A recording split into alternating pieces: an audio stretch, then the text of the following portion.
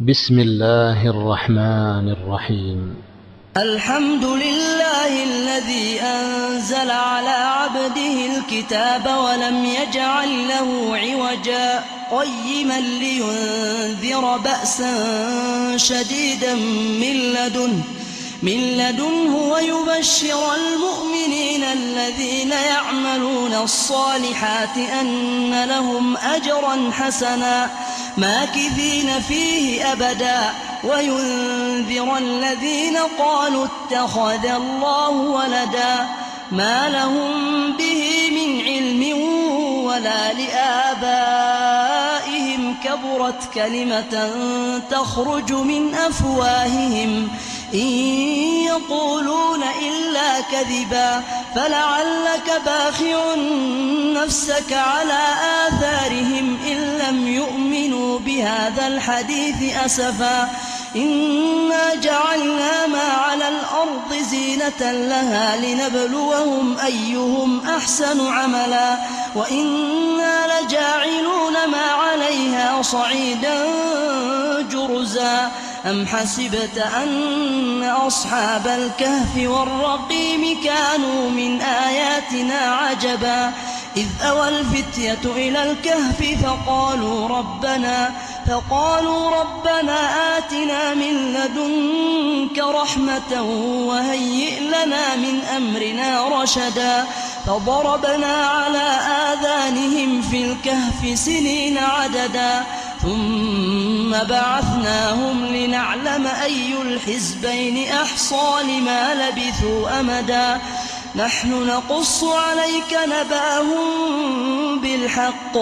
نحن نقص عليك نبأهم بالحق إنهم فتية آمنوا بربهم وزدناهم هدى وربطنا على قلوبهم إذ قاموا فقالوا ربنا رب السماوات والأرض لن ندعو من دونه إلها لقد قلنا إذا شططا هؤلاء قومنا اتخذوا من دونه آلهة لولا يأتون عليهم بسلطان بين فمن أظلم ممن افترى على الله كذبا وإذ اعتزلتموهم وما يعبدون إلا الله فأووا إلى الكهف ينشر لكم ربكم من رحمته ويهيئ لكم من أمركم مرفقا وترى الشمس إذا طلعت تزاور عن كهفهم ذات اليمين وإذا غربت تقرضهم ذات الشمال وهم في فجوة منه ذلك من آيات الله من يهد الله فهو المهتد ومن يضلل فلن تجد له وليا مرشدا وتحسبهم أيقاظا وهم رقود ونقلبهم ذات اليمين وذات الشمال وكلبهم باسط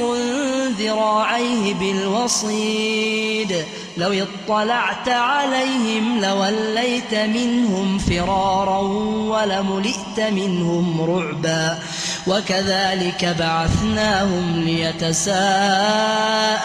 بينهم قال قائل منهم كم لبثتم قالوا لبثنا يوما أو بعض يوم قالوا ربكم أعلم بما لبثتم فابعثوا أحدكم بورقكم هذه إلى المدينة فلينظر أيها أزكى طعاما فليأتكم برزق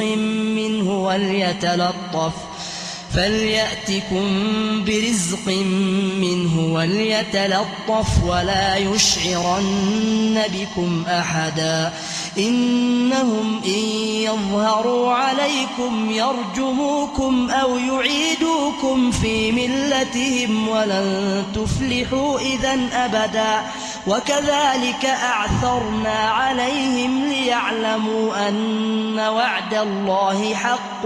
وأن الساعة لا ريب فيها إذ يتنازعون بينهم أمرهم فقالوا بنوا عليهم بنيانا ربهم أعلم بهم قال الذين غلبوا على أمرهم لنتخذن عليهم مسجدا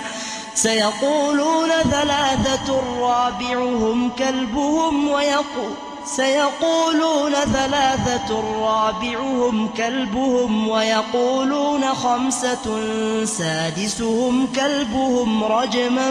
بالغيب ويقولون 7 وثامنهم كلبهم قل ربي أعلم بعدتهم ما يعلمهم إلا قليل فلا تمار فيهم إلا مراء ظاهرا ولا تستفت فيهم منهم أحدا ولا تقولن لشيء إني فاعل ذلك غدا إلا أن يشاء الله واذكر ربك إذا نسيت وقل عسى أن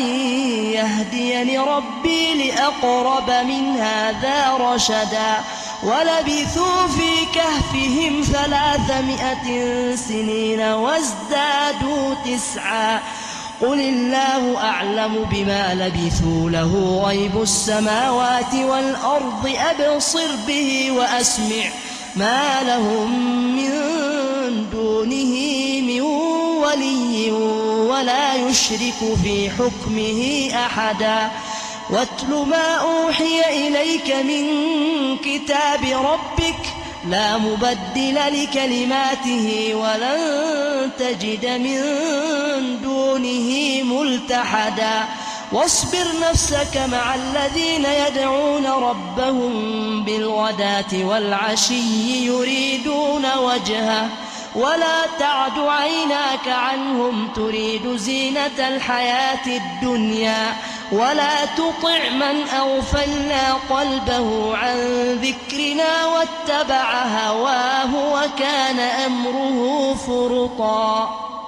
وقل الحق من ربكم فمن شاء فليؤمن ومن شاء فليكفر إنا أعتدنا للظالمين نارا أحاط بهم سرادقها وإن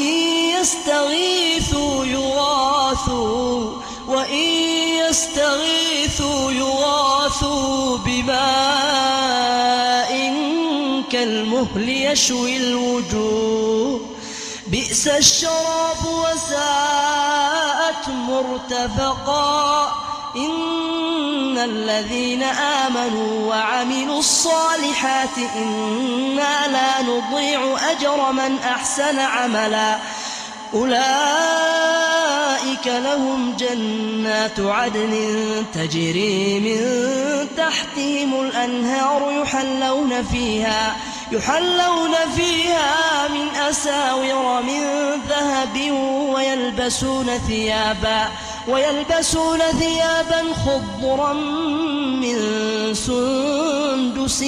واستبرق متكئين فيها على الأرائك نعم الثواب وحسنت مرتفقا واضرب لهم مثل الرجلين جعلنا لأحدهما جنتين من أعناب وحففناهما بنخل وجعلنا بينهما زرعا كلتا الجنتين آتت أكلها ولم تظلم منه شيئا وفجرنا خلالهما نهرا وكان له ثمر فقال لصاحبه وهو يحاوره أنا أكثر منك مالا وأعز نفرا ودخل جنته وهو ظالم لنفسه قال ما أظن أن تبيد هذه أبدا وما أظن الساعة قائمة ولئن رددت إلى ربي لأجدن خيرا منها منقلبا قال له صاحبه وهو يحاوره أكفرت بالذي خلقك من تراب ثم من نطفة ثم سواك رجلا لكن هو الله ربي ولا أشرك بربي أحدا ولولا إذ دخلت جنتك قلت ما شاء الله لا قوة إلا بالله إن ترني أنا أقل منك مالا وولدا فعسى ربي أن يؤتيني خيرا من جنتك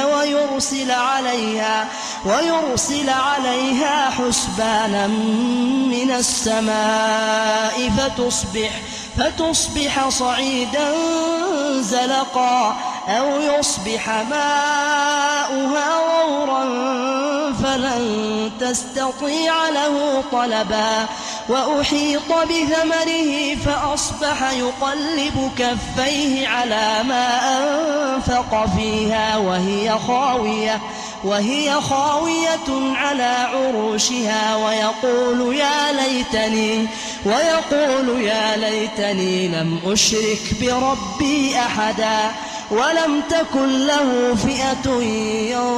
ينصرونه من دون الله وما كان منتصرا هنالك الولاية لله الحق هو خير ثوابا وخير عقبا واضرب لهم مثل الحياة الدنيا كماء أنزلناه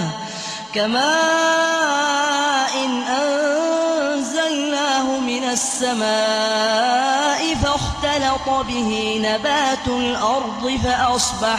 فأصبح هشيما تذروه الرياح وكان الله على كل شيء مقتدرا المال والبنون زينة الحياة الدنيا والباقيات الصالحات خير عند ربك ثوابا وخير أملا ويوم نسير الجبال وترى الأرض بارزة وحشرناهم فلم نغادر منهم أحدا وعرضوا على ربك صفا لقد جئتمونا كما خلقناكم أول مرة بل زعمتم أن لن نجعل لكم موعدا ووضع الكتاب فترى المجرمين مشفقين مما فيه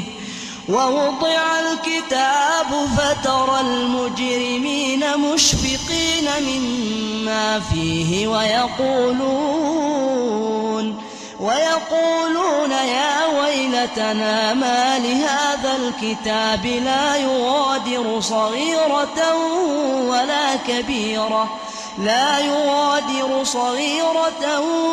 ولا كبيرة إلا أحصاها ووجدوا ما عملوا حاضرا ولا يظلم ربك أحدا وإذ قلنا للملائكة اسجدوا لآدم فسجدوا إلا إبليس كان من الجن ففسق عن أمر ربه أفتتخذونه وذريته أولياء من دوني وهم لكم عدو بئس للظالمين بدلا ما أشهدتهم خلق السماوات والأرض ولا خلق أنفسهم وما كنت متخذ المضلين عضدا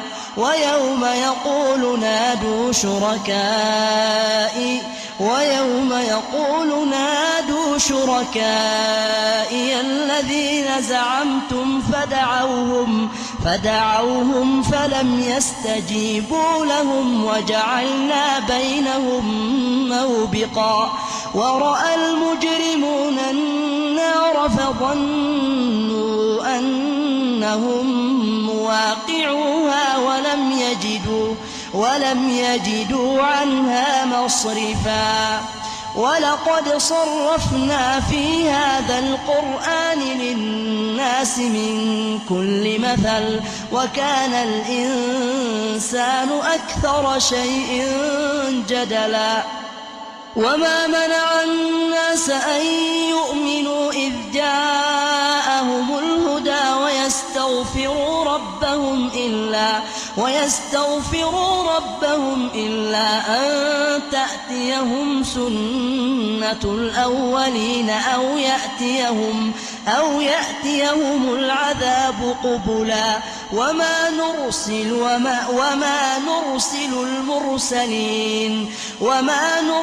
المرسلين إلا مبشرين ومنذرين ويجادل الذين كفروا بالباطل ليدحضوا به الحق واتخذوا آياتي وما أنذروا هزوا ومن أظلم ممن ذكر بآيات ربه فأعرض عنها ونسي ما قدمت يداه إنا جعلنا على قلوبهم أكنة أن يفقهوه وفي آذانهم وقرا وإن تدعوهم إلى الهدى فلن يهتدوا إذن أبدا وربك الغفور ذو الرحمة لو يؤاخذهم بما كسبوا لعجل لهم العذاب بل لهم موعد لن يجدوا من دونه موئلا وتلك القرى أهلكناهم لما ظلموا وجعلنا لمهلكهم موعدا وإذ قال موسى لفتاه لا أبرح حتى أبلغ مجمع البحرين أو أمضي حقبا فلما بلغا مجمع بينهما نسيا حوتهما فاتخذ سبيله في البحر سربا فلما جاوزا قال لفتاه آتنا غداءنا لقد لقينا من سفرنا هذا نصبا قال أرأيت إذ أوينا إلى الصخرة فإني نسيت الحوت وما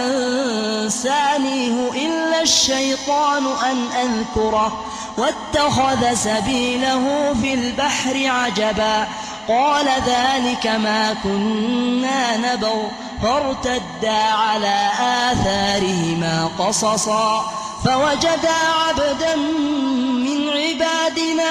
آتيناه رحمة من عندنا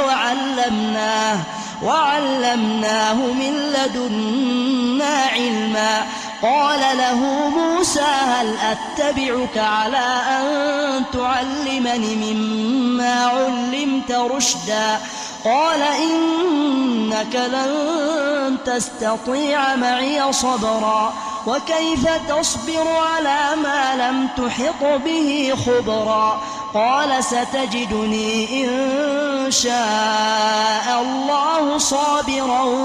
ولا أعصي لك أمرا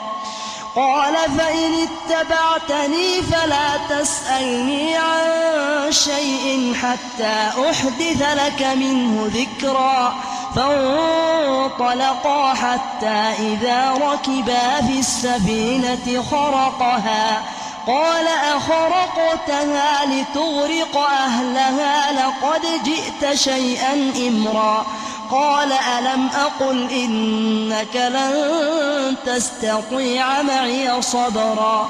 قال لا تؤاخذني بما نسيت ولا ترهقني من أمري عسرا فانطلقا حتى إذا لقيا غلاما فقتله قال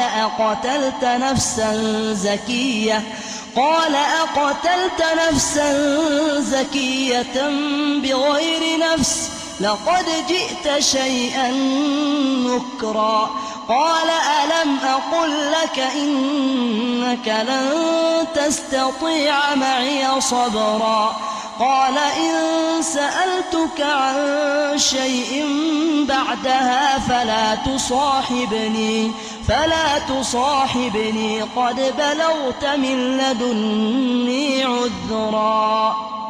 فانطلقا حتى إذا أتيا أهل قرية استطعما أهلها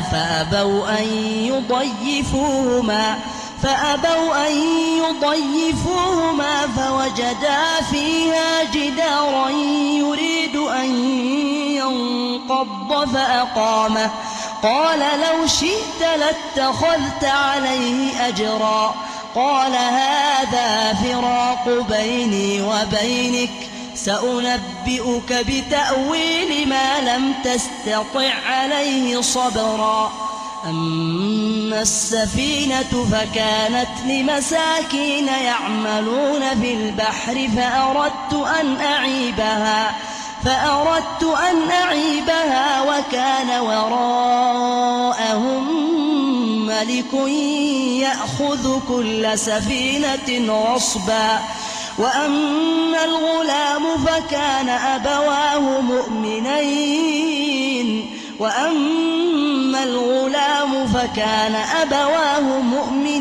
فخشينا أن يرهقهما طغيانا وكفرا فأردنا أن يبدلهما ربهما خيرا منه زكاة وأقرب رحما وأما الجدار فكان لغلامين يتيمين في المدينة وكان تحته كنز لهما وكان أبوهما صالحا فأراد ربك أن يبلغا أشدهما ويستخرجا كنزهما رحمة من ربك وما فعلته عن أمري ذلك تأويل ما لم تستطع عليه صبرا ويسألونك عن ذي القرنين قل سأتلو عليكم منه ذكرا إنا مكنا له في الأرض وآتيناه من كل شيء سببا فأتبع سببا حتى إذا بلغ مغرب الشمس وجدها تغرب في عين حمئة ووجد عندها قوما قلنا يا ذا القرنين إما أن تعذب وإما أن تتخذ فيهم حسنا قال أما من ظلم فسوف نعذبه ثم ثم يرد إلى ربه فيعذبه عذابا نكرا وأما من آمن وعمل صالحا فله جزاء الحسنى وسنقول له من أمرنا يسرا ثم أتبع سببا حتى إذا بلغ مطلع الشمس وجدها تطلع على قوم لم نجعل لهم من دونها سترا كذلك وقد أحطنا بما لديه خبرا ثم أتبع سببا حتى إذا بلغ بين السدين وجد من دونهما قوما لا يكادون يفقهون قولا قالوا يا ذا القرنين إن يأجوج ومأجوج مفسدون في الأرض فهل نجعل لك خرجا على أن تجعل بيننا وبينهم سدا قال ما مكني فيه ربي خير فأعينوني بقوة أجعل بينكم وبينهم ردما آتوني زبر الحديد حتى إذا ساوى بين الصدفين قال انفخوا حتى إذا جعله نارا قال آتوني أفرغ عليه قطرا فما استطاعوا أن يظهروه وما استطاعوا له نقبا قال هذا رحمة من ربي فإذا جاء وعد ربي جعله دكا وكان وعد ربي حقا وتركنا بعضهم يومئذ يموج في بعض ونفخ في الصور فجمعناهم جمعا وعرضنا جهنم يومئذ للكافرين عرضا الذين كانت أعينهم في غطاء عن ذكري وكانوا لا يستطيعون سمعا أفحسب الذين كفروا أن يتخذوا عبادي من دوني أولياء إنا أعتدنا جهنم للكافرين نزلا قل هل ننبئكم بالأخسرين أعمالا الذين ضل سعيهم في الحياة الدنيا وهم يحسبون أنهم يحسنون صنعا أولئك الذين كفروا بآيات ربهم ولقائه فحبطت أعمالهم فلا نقيم لهم يوم القيامة وزنا ذلك جزاؤهم جهنم بما كفروا واتخذوا آياتي ورسلي هزوا إن الذين آمنوا وعملوا الصالحات كانت لهم جنات الفردوس نزلا خالدين فيها لا يبغون عنها حولا قل لو كان البحر مدادا لكلمات ربي لنفد البحر قبل أن تنفد كلمات ربي ولو جئنا بمثله مددا قل إنما أنا بشر مثلكم يوحى إلي أنما إلهكم إله واحد فمن كان يرجو لقاء ربه فليعمل عملا صالحا ولا يشرك بعبادة ربه أحدا.